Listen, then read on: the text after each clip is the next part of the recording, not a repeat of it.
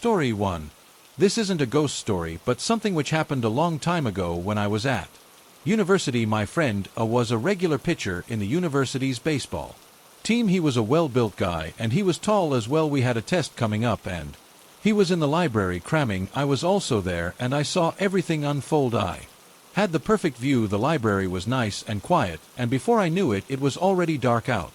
There was still plenty of time before the library closed, though you know those nights in late September where the night draws in quicker and it's rainy out. It was one of those. I saw down there. He was putting his things in his rucksack and getting ready to leave. It was really raining heavily out there. I knew that it would be raining because I checked the weather forecast. I probably didn't check the weather forecast as he didn't bring an umbrella. There were a few left by the entrance of the library. I guess he thought he could just take one since no one was using it, or perhaps someone forgot it there. He was that kind of guy, always taking what wasn't his. He would often ask to borrow things, never having the presence of mind to think ahead. He searched through the umbrellas, ignored the cheap-looking vinyl ones, and went for the biggest one he could find. He said later that he noticed something sticky on the handle. He thought it might have been a prank or something. I was stood up because I thought he was about to steal my umbrella, so I was keeping an eye on him. That's how I saw everything. I watched him open the large umbrella he selected. Then a huge boom resounded around the library, emanating from the entrance, followed by the sound of a screaming. Members of staff came rushing over to him. The whole library stunk of a smell not too dissimilar to fireworks. Was engulfed in smoke, and his right arm was alive with fire. The staff helped to quickly extinguish the flames, and left in an ambulance. He suffered horrendous burns to his hand. The police and the fire department came to investigate what happened in the library. The umbrella was packed full of a gunpowder-like substance they said was found in fireworks. The outside of the handle was coated in some kind of flammable gel, the sort you might find in a camping store or something. The one-touch button part of the umbrella was equipped with a kind of ignition device, and when that button was pressed, as the umbrella opened, it ignited the fire. What made things worse was the fact that was wearing a coat made from a synthetic material. The heat of the fire melted his coat to his arm. The day that this happened was a particularly busy day in the library, as a lot of students were preparing for various tests. There were so many people coming and going, it was impossible for the police to figure out who the criminal was. There were also no fingerprints on the umbrella, and since the crime seemed to be targeted at no one in particular, it meant that identifying any suspect was impossible. Sadly, A didn't end up pursuing a career in baseball. He went in a different direction due to the nature of his injuries. What a shame. It really makes you think about taking things which aren't yours, doesn't? Story 2. This happened one night a few years back. I was a student at the time. I was working at a convenience store trying to save some cash for university. I was living with my parents. I walked a couple miles back home from my part-time job at the convenience store. I would usually get picked up, but my parents were out on a date. The fog was thick that night, and there was no one on the streets. It was a perfect autumn night. I was wrong, though. I noticed after about 10 minutes that someone was walking behind me. I didn't pay it much mind, but when this person was taking every turn I was taking on my route home, and I grew concerned. I looked over my shoulder while crossing the road to see that the owner of the footsteps behind me was a man. I turned onto my street and up to my house, grateful to hear him turn off in a different direction. It was quite foggy that night. The streetlights were lit early, and since I worked a long shift, I went over to the mailbox. Before going inside, I was expecting something. At that point in my life, I hadn't really had any paranormal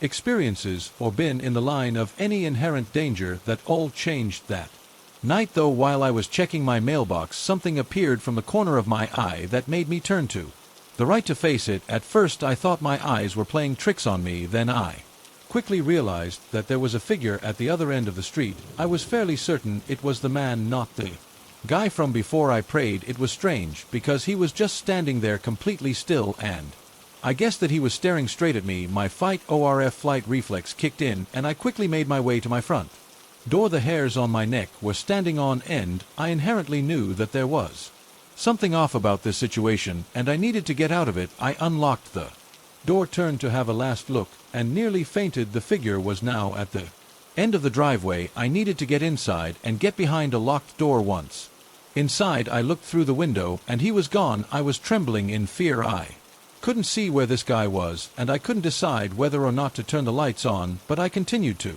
periodically check the window. I almost jumped out of my skin when the neighbor's dog started barking loudly. I was really frightened. My blood froze in my veins as I heard footsteps. Hearing the footsteps approaching my front door, I ran, covering my mouth to prevent myself from screaming, and I looked through the peephole. The outdoor sensor light wasn't on, but I could see the wall well enough due to the streetlights, and it was light out due to the fog. Barely breathing, I stared through the peephole and gasped in fear when a dark shadow appeared. I was sure that it was the man, with his hood pulled over his head, and he was inches from the door. Instinctively, I flipped the light switch and went back to looking through the peephole. He wasn't there. I raced around the house and turned every light on while trying to find my phone. I was in such a panic I had no idea where I put my handbag. I was shaking in terror as I crept into the kitchen and grabbed a knife from the knife block. The dog had stopped barking, and for a moment I thought that the man had gone to silence them. I was too frightened to look out of the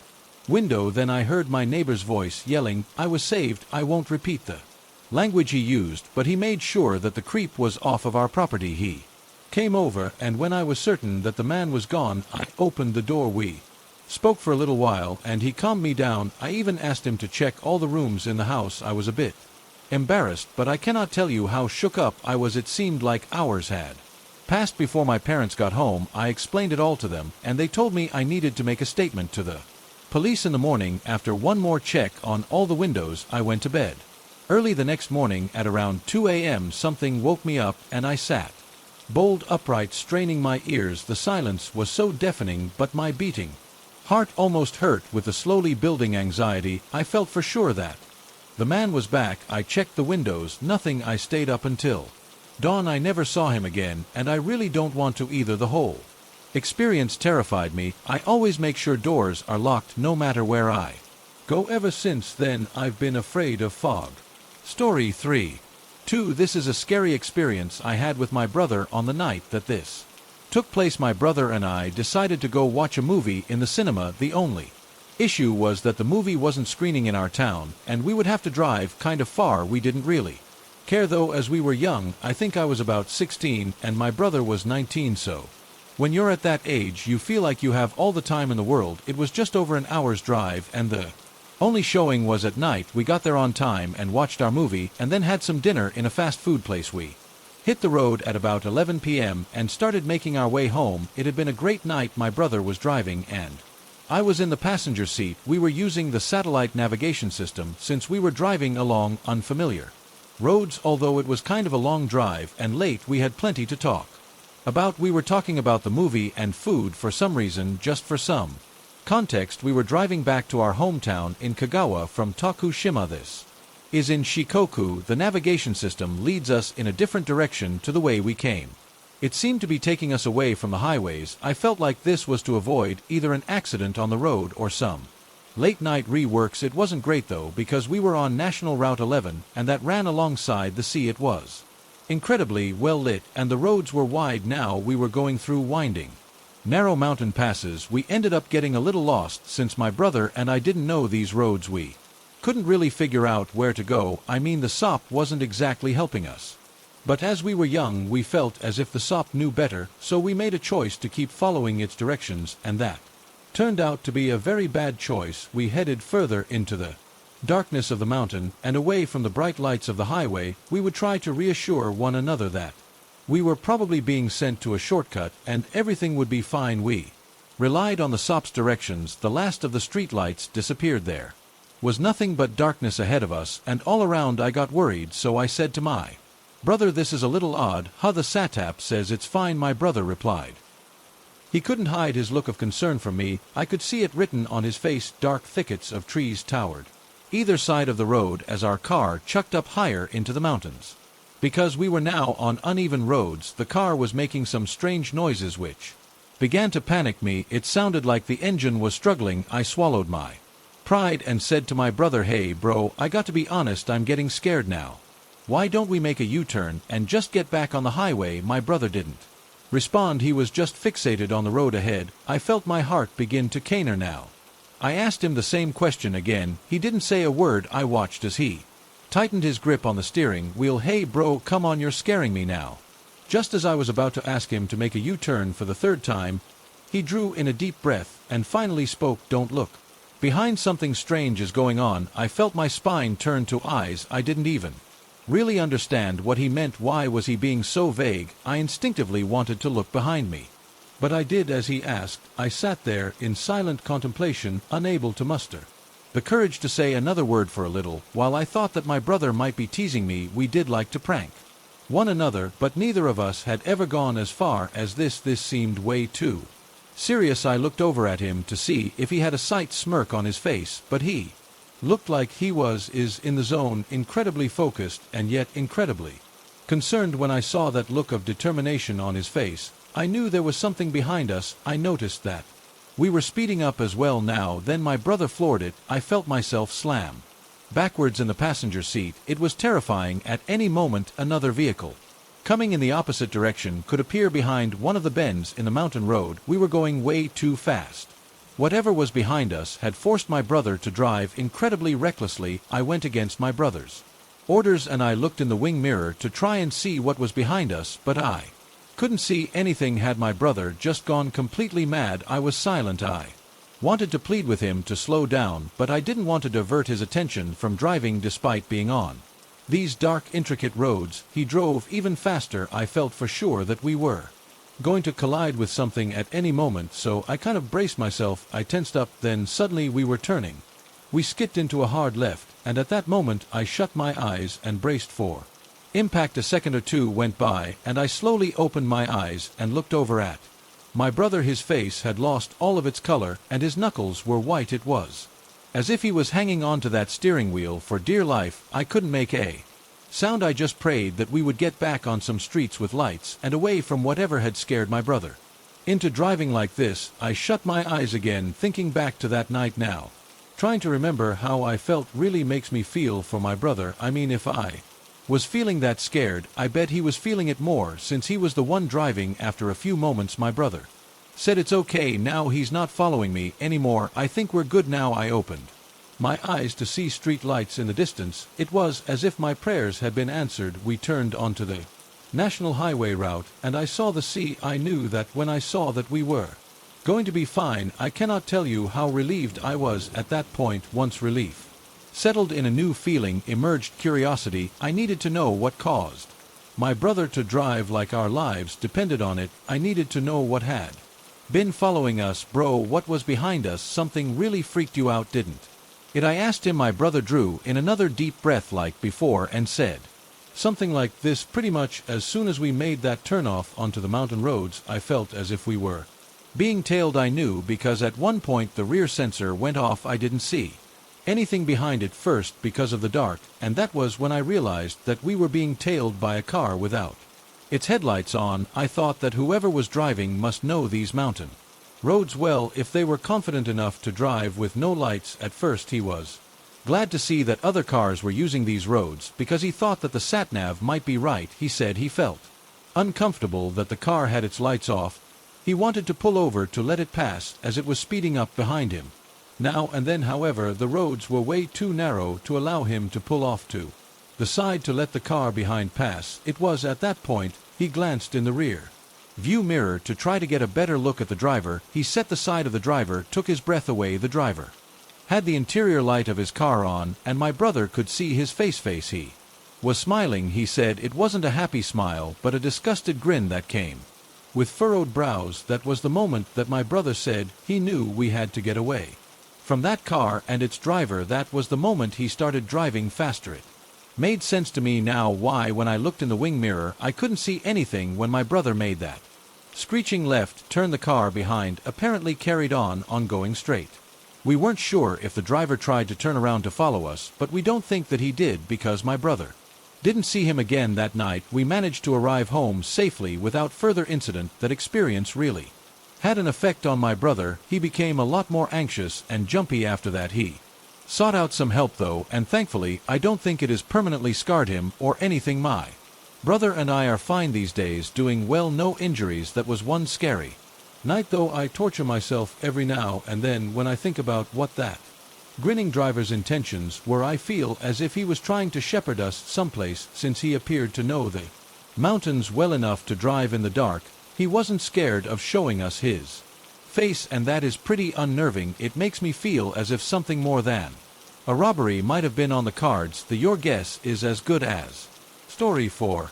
Mine. I once matched with someone on a dating app, and it completely put me off ever using apps like that again. At first we got on quite well enough for us to have a date, but something about him and me just didn't feel like a great fit. Unfortunately, the reason why I didn't think we would ever become an item was because he came across as a pretty weird dude. He was a little bit intense, a bit stocky, full on. Unfortunately, he already had my information, so I would sometimes hear from him and keep in touch with him via an app called Line. I felt that if I blocked him, something bad might happen. He might fly off the handle. This guy had this intensity that was just haunting. I didn't want to provoke him. I know that sounds so dumb, but that is how I felt. Eventually, I stopped opening his messages. I just left them unread. After a while, he got the picture and stopped contacting me. I know it's not nice to give someone the cold shoulder like that, but he kind of left me no other choice. If I ever did reply to him, he would pounce on it and bombard me with messages at all hours of the day and night.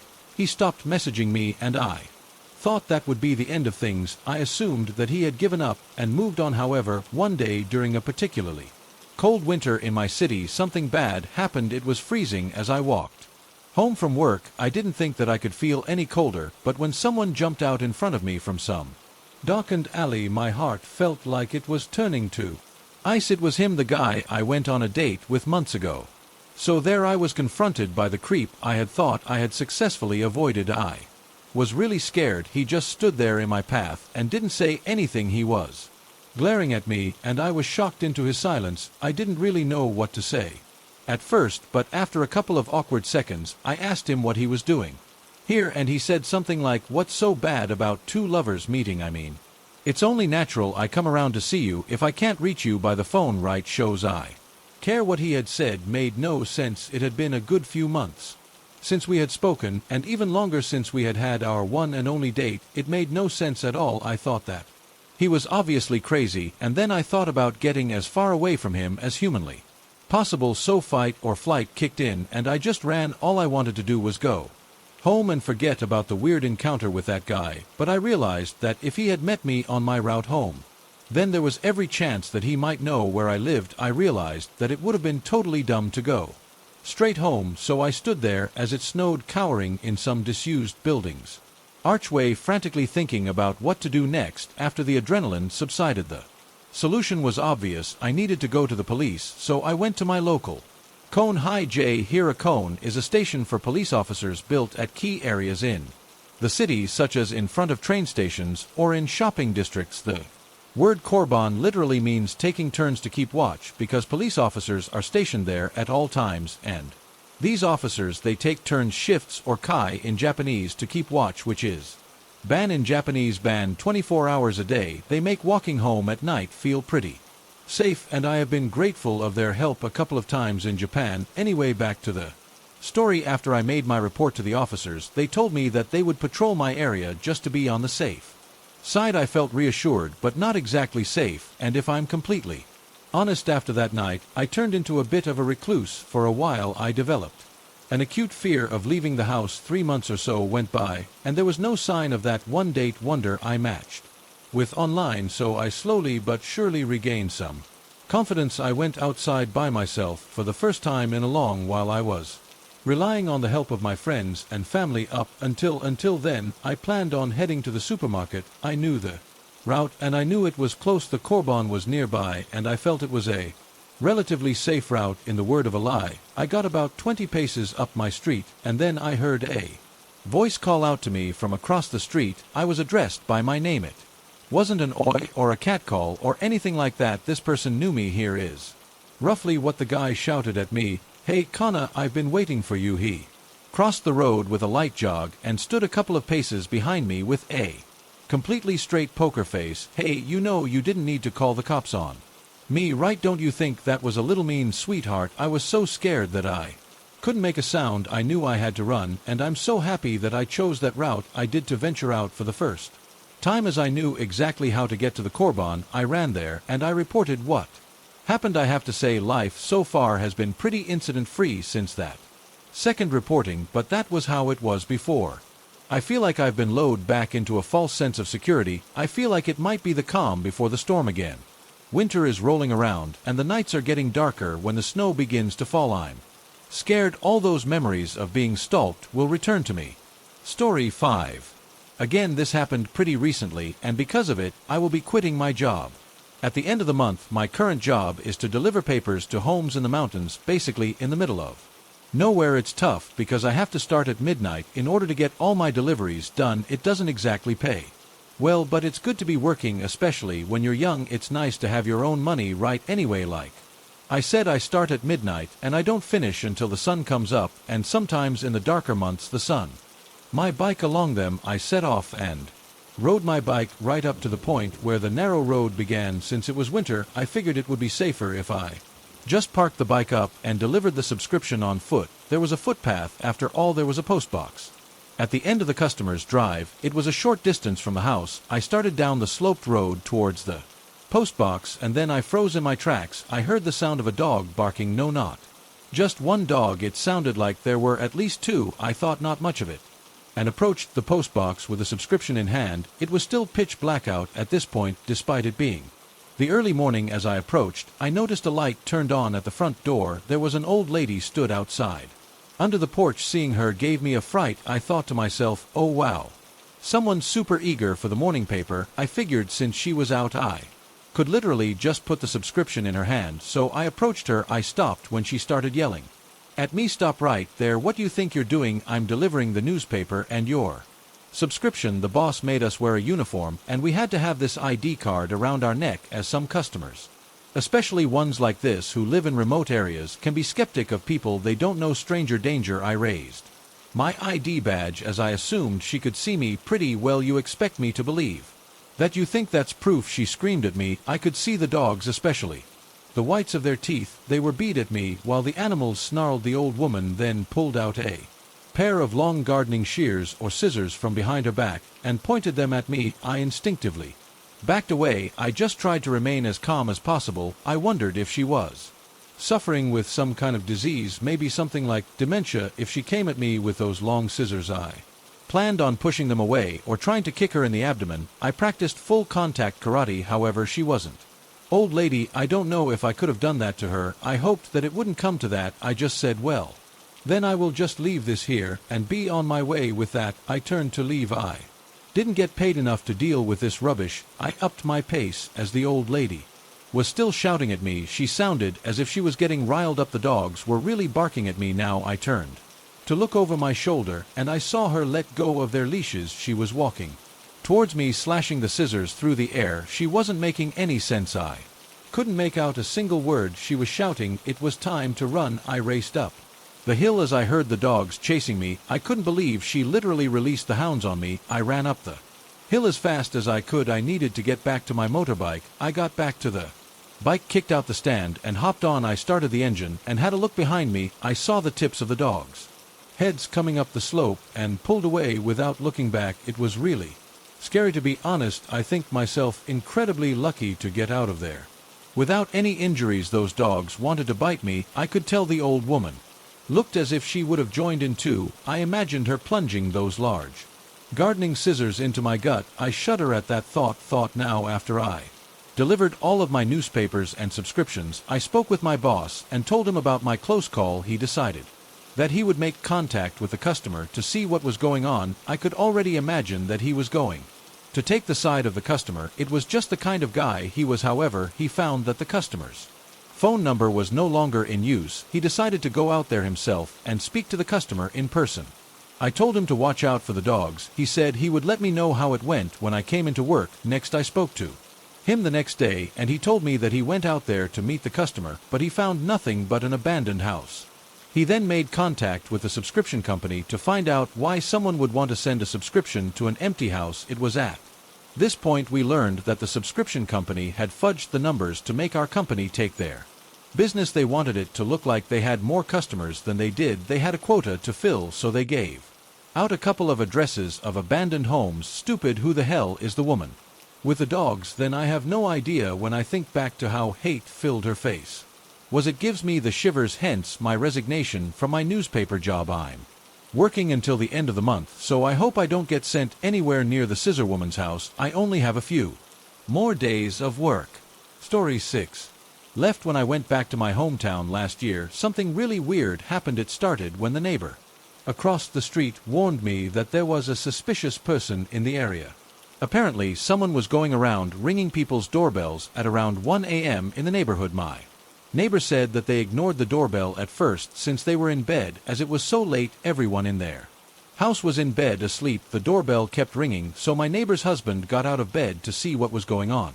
He took his phone with him so his wife could listen. He asked through the door in a quiet voice, "Who is it? Is there some sort of emergency?" Then a man's voice responded, "I made a promise to Sarah, can you let me in?" There was no Sarah in the house or in my neighbor's family, and because it was a newly built house, there was no former resident called Sarah either. So he explained this to the stranger at the door and told him to get lost. "But it's a promise, I remember it." Well, the stranger said, "Well, I have a promise for you to remember. If you don't go away, I'm calling the cops." Okay, the neighbor's husband called the cops anyway because the guy outside didn't show any signs of leaving. The police arrived quickly, but the man at the door was nowhere to be seen, so the neighbor warned us to be careful just in case he came back. We spoke about it at dinner that night, and I remember my parents were making sure everything was locked when the sun went down. Later that night, my dad and I were in the living room watching TV. It was just after midnight. The doorbell rang. I really didn't expect it, and I could tell neither did my dad. There we were, two full-grown men afraid of the doorbell. Before assuming that it was the weirdo who called at my neighbor's house, I actually went and checked. We didn't have any way to check outside, like those Ring doorbells, so I crept over to the curtain. I pulled the curtain back just enough to create a gap to look outside. Through the gap in the curtains, I saw a man wearing a hat and a big dark brown overcoat. He was wearing boots as well. His face was hidden by the turned-up collar of his overcoat. I couldn't really see his face. I watched as he pushed the doorbell again. My dad whispered to me to not get caught looking at the guy, so I immediately shut the curtain. This guy was definitely suspicious, there was no doubt. I mean, you wouldn't want him at your door, let me put it that way. We decided to call the police since the neighbors were already worried about the guy, but until the police arrived, we thought we would keep him busy since last time he bolted for about 3 minutes straight. He rang our doorbell. He was so persistent, my dad had had enough of this. So he went out to the hallway and approached the door. He stood before the frosted glass and asked, "Who are you?" "I'm the guy who promised to meet Sarah." "What's your name?" Well, is this an emergency?" "I promised Sarah. I really want to come in." The guy talked in circles. Of course, there was no Sarah in our house either. If you told him that, though, he would just keep talking about his promise. It got you nowhere. He kept saying that he remembered his promise while this was going on. I called the police discreetly. I wanted to see this guy get taken away, but he left before the police car arrived. We then heard the knocking at the door. Police. The officer said, "We have a door in front of the actual front door to our house, like a porch." I was amazed to hear the knocking from the officer on our actual front door, not on the porch. When the weird guy was at the door, I was certain that the porch door was shut, and I didn't hear it open or close when he left. This door can only be locked from the inside. How the hell was that possible? I wondered. It creeped me out, but my dad didn't seem to care all that much. He calmly explained the situation to the officer. He gave a really accurate description of the guy too, and informed the cop that this happened in a neighborhood last night. The officer said that he hadn't seen anyone suspicious in the area. This guy knew how to get away, and fast. However, there were footprints in the snow. The cop said he would follow them and see if he could find anything. He promised that there would be an increase in patrols and asked us to report back to him instantly if the guy came back. He cautioned us, said to try and avoid going out alone late at night and to double and triple check the doors are locked.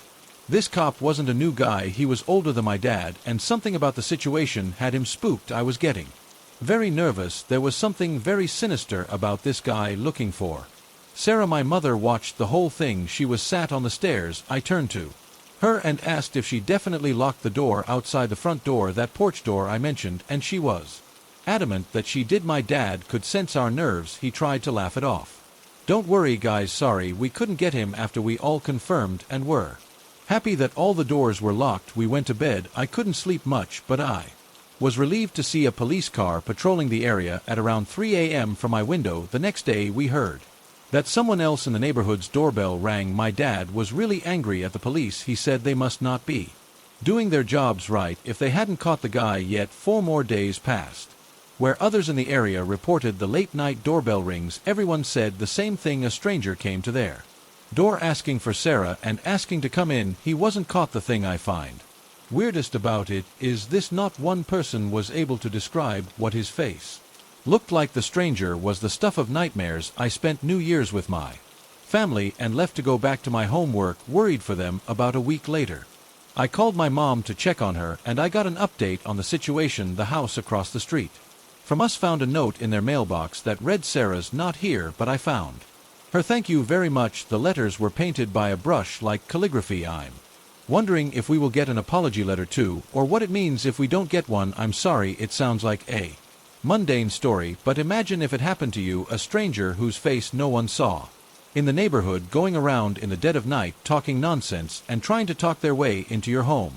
I don't like it. I don't like that he found Sarah either. I got a job in the beginning of last year that lasted for 6 months, and this experience was near the end. To start off with, I would walk home in the dark right out the back door because there was a stretch of asphalt, a small hill, and then a sidewalk path leading into my neighborhood nearby, even though it was a 5-minute walk and through a neighborhood. My mother got me some mace in case of emergency, for when I was walking home out the back door there was a small nook before a small road on the edge. You had to walk forward and to the right to get to the dumpster, and there was a tiny parking lot in the nook to the left. It was a closing shift for me and another worker. I had a good relationship with him, and we considered ourselves friends. As it got time to take out the trash and clean the place, my coworker started on the dishes while I took out the trash. We had quite a few bags, so I had to take multiple trips. I go out the back door and see a car. I'm really bad at car names, and it was sort of farther away, so I don't know the car name, but I did see that it was lighter in color. The car's driving very close to the little hill at the end of the asphalt, and as I watch, the car stops and the headlights go off. I think to myself, well, that's not great, better keep an eye out. I go back inside for the next load of trash, and when I come out, the car has gone from the edge of the road to the farthest parking stall to the left, much closer, but the lights are still off. This is the point when I knew this situation was not good, so as soon as I finish throwing the bags into the dumpster and have gotten close to the door, I announce loudly that I'm getting my mace. Spoiler alert, this was probably what saved me. I grabbed my mace from my purse inside and then go up to my coworker and ask him if he will take out the trash with me because there's a creepy car in the parking lot. So we open the back door, my mace in hand. The car is nowhere to be seen. I apologize and tell him what happened, and he believes me and still helps me out with the trash. When we're done cleaning and ready to go home, he offers to drive me home, and I decline. I ask if he'll walk me to the sidewalk, stating that I have the mace for a reason and will use it if I have to. I get home just fine. After that, I never took out the trash without bringing my mace with me. I even remember warning another female coworker that if she was taking out the trash, she could borrow my mace. Story 8. I live in a pretty small town, and I have a pretty quiet life. In all honesty, I have an office job and I work some pretty long hours, so I don't really go out all that much at night. On the night that this experience took place, I got a call from a friend of mine. To be honest, I almost didn't pick it up, but I'm really glad that I did. She had called to say that she needed a ride. I didn't mind. I didn't have any plan. She needed to be picked up from a big supermarket. I guess that she had bought a ton of things and she didn't want to take all of that on the crowded train home with her. I was happy to help, but it seemed a little late to be shopping. It was around 11 p.m. when she called. I needed a couple of things too, so I headed into the store to meet her. The supermarket was almost empty at that time of night, but it is usually really busy during the day. We got our things paid and headed back to the parking lot. I think that it was about midnight. At that point, a group of men came out of a nearby game center. It's like an arcade. I think these guys came out because the place was about to close. They headed to their cars while talking to each other and looking over at us. My friend said to me that she wasn't feeling well, and we decided to get going. We pulled out of the parking lot, and a couple of the other cars followed on behind us. That was normal, though it was closing time and the lights in the retail park were all going out. I noticed that my friend was quiet. I guess that was just because she said she Didn't feel well. I looked over at her and she looked pale. She looked at me and said, I think I know the guy in the car behind us. I didn't think much of it when she said that. I thought that it was just some coincidence. I went to look in the mirrors to see if I knew him too, and then my friend suddenly said, don't look back. I realized why she was so uncomfortable now, and I tried to pull over to let the guy pass, but then my friend snapped at me. She said, don't stop the car, whatever you do. I did as she asked and continued, that's my ex-boyfriend. If you stop, I'm scared he'll come and try to open the door. Okay, this is serious. I thought I made up my mind not to drive down highways. I wanted to avoid traffic lights, which would mean we would have to stop when my car stops. The doors automatically unlock while the car is in drive, so I decided to take the back roads, and man, that was a bad idea. Thinking back on it now, I should have probably gone to a late-night diner or convenience store, somewhere bright with lots of people around, but I think that my friend would have freaked out if I even tried that, so I kept driving down these countryside lanes, the back roads, until my friend calmed down a little. The car behind was following every turn we made. The further we went from the city, the fewer cars were seen on the road with us. It got to a point where it was literally just us.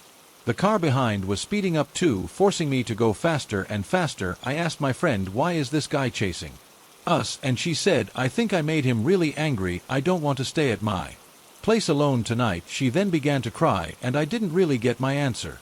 The situation we were in was getting more and more unnerving. I didn't know how it was going to end, and I didn't want to consider the possibilities. I kept driving. There wasn't much else I could do, but then something occurred to me. I had quite a small and light car, and the car behind was much bigger. What if I went down a narrow road? Maybe that would stop the guy from chasing us. He would be scared to damage his car. I decided to take that risk and turn down the next narrow road. I found I kept an eye on my navigation system to try and find a way back out of there. I didn't want to be stuck down some dead-end road. I needed to keep driving, or at least get to someplace safe, because I didn't want to send my friend home in the state she was in. I thought about trying the police, but I knew that the police wouldn't do anything about the guy. It seems like they only help after the fact. Never before. My friend was sobbing next to me, but she stopped to apologize for getting me into this mess. I mean, I should have sensed something was up. She hadn't ever called me for a ride from a supermarket before. She said she called me because she didn't have anyone else she could turn to. I told her that it was okay. I just wanted to know where I should be driving her, and she replied, don't take me back to my house. If we did just lose him, that's where he'll be waiting for me. Can you take me to the train station? I said that I could, but she could also stay at mine for the night. She vehemently refused. She said she had caused enough trouble. I realized something at that point. The stuff she had bought at the supermarket looked like she had been planning to run away. She even had some camping equipment. I didn't know it was that bad. I didn't fully understand the situation, but I knew one thing: the man who was chasing us was very dangerous. If running away from her life in our town seemed to be her preferred option, she said that she would stay in a hotel that night. She would get off the train far away and lay low. She was going to hotel hop to make sure her location changed every now and then. I felt for her, I really did. She said that she felt like he was always watching her and he knew how to find her. That's just so scary to me. I didn't want to ask about her ex, but I was curious as to why she was so scared of him finding her. I said something like, he sounds like a real horrible guy, and she replied, it's not just him who will be looking for me, it's his group of friends too. That was frightening. Something really bad was going on. I managed to follow the narrow back roads back to the city, and I got her to the station like she asked. I was confident that he wasn't following us anymore. I felt for sure that he had given up. She got out at the station, and we found out that the next available train would come in at 6 a.m. Couldn't leave her there for that long in the state she was in.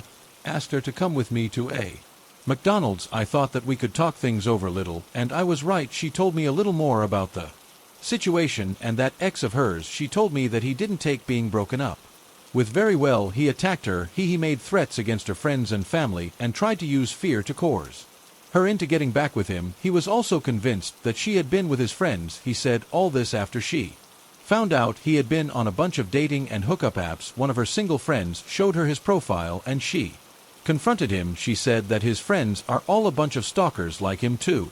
I was shocked and finding it a little hard to follow her story personally. I think they could have been as bad as one another with the cheating by the sounds of things. She turned to me and said, I want you to forget about me, okay? I'm not going to have anything more to do with you. I mean, it's very sad to lose a Friend of course, but equally I didn't want to get involved with these weird guys and be chased by random men at night. I was feeling conflicted. She began to cry again, and she kept saying it's really my fault. This time, after dropping her off at the train station and helping her on to the platform with her bags, she turned to me and gave me 10,000 yen and said, "Thank you, I'll always be grateful for tonight." And that was the last time I ever saw her. I had tears in my eyes as I drove home from the station that night, but they felt like they instantly dried up when I noticed a certain car in the lane next to mine. I couldn't believe it. The guy who had followed me earlier was still out here looking for us. I got goosebumps, but I tried not to make it obvious that I had noticed him. By some miracle, he didn't appear to notice me or my car, and after 4 or 5 pretty frightening minutes, he turned off in a different direction to me. As soon as I got home, I completely crashed out. It was the first time in a long time that I had been awake that late. Despite everything that happened that night, I'm glad that I answered her call. I mean, what might have happened to her if I didn't is something I don't want to ask myself. I never heard from her again. Fast forward to 3 months later, and I got a call from my friend's number. I was really interested to see how she was doing, so I answered it straight away. I quickly found out that it wasn't my friend on the other end of the phone. It sounded like someone wasn't even using a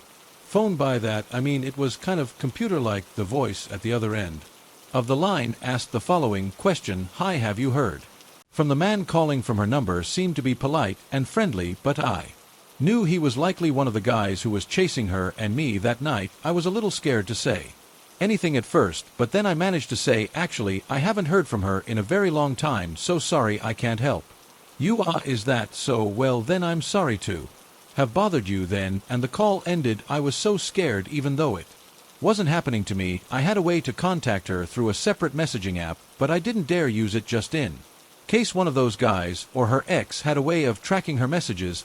She managed to start a new life, and although that call was scary, it told me that they hadn't managed to track her down. If you are out there, stay safe, my friend. I hope you enjoyed that, guys. I want to give a special mention to JNightmares for sourcing and translating some of these stories from Japanese. Check out his channel for more stories you haven't heard before. I'll put the link to his channel in the description. If you have a scary story you would like me to read in an upcoming video, this is one way to help me guarantee variety in the stories I share. You can email me or post it to my subreddit. I'll drop the details in the video description. Thank you all for listening, and a special thanks to my patrons and channel members who now have early access to Adri videos as well as other behind-the-scenes content. Thank you to Rebecca James, Mason Hayes, Chelsea Muffet, Lisa Apprentice, Michelle and Kevin, Amanda M, Rebecca Morris, Yennefer, Jessica, Lasley, Brock, Ballard, Kim Thompson, Angela Reeves, Sher, AGI, Nathan Shadwick, Nicholas Johnson, Samantha PL, Cheryl Duckworth, Scouten 405, Z Harris, Unladylike 13, Ventura, California, Elizabeth Mayer, Alexia Tuttle, Marshana Rainey, Willow Sayan, Mary Wright, Jessica Copperfield, Zoe D.D., Danielle Shaw, Jane Wiggins, Tara Harris, Mary Rye, Callie Townsend, M. Dessa Edmondson, Kimmy L. Wendy Maris, Confessions of a Cleaner, Megan Abrams, Miss Tycoon, Stephen Sloan, Christina Myway, Ashley Bray, Madisa Felter, Danielle, Tina Marie Heckman, Amal Garner, Lisa Redford, Deborah Malays, Connie, Sue T. Adwell, Diana Johnston, Vampy Debs, Jasmine Davis, Erica Air Fox, Mulder, Ram Beltron, Tina, Nick Bosie, Sarah C.H. Neil, Kavanaugh, Tiara Sunders, Timothy Stratton, Jennifer Jenkins, Lloyd Rash, Maribel DeLuna, Michael Amal, Marissa Kuro, Am Hops King, Slim Justin, Beast Gillespie, Joy, Danana J, Bartle, Anna, Stephanie, McLaren, Lumine, Kami Skin, Crawler, Adara, Bella, Place 2006, Michelle Welchman, Dana B, Lisa McDonald, Clar Scott, Madison C, Wasp, Sting, Jennifer J, Ashley, Liliat, Lee T, Wyatt, Gina, Laura, JK 6, Venzio,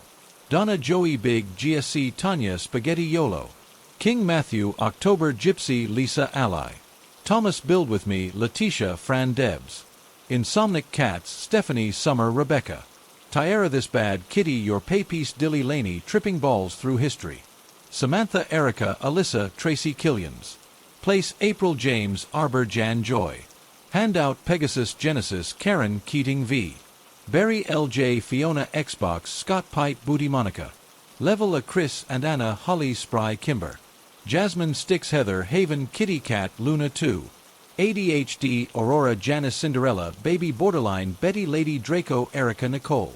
Snowball Rena Melanie The Honeybee 987. Pretty Girl 215 Ryan Brooke Wendy CFTY Kel Tina.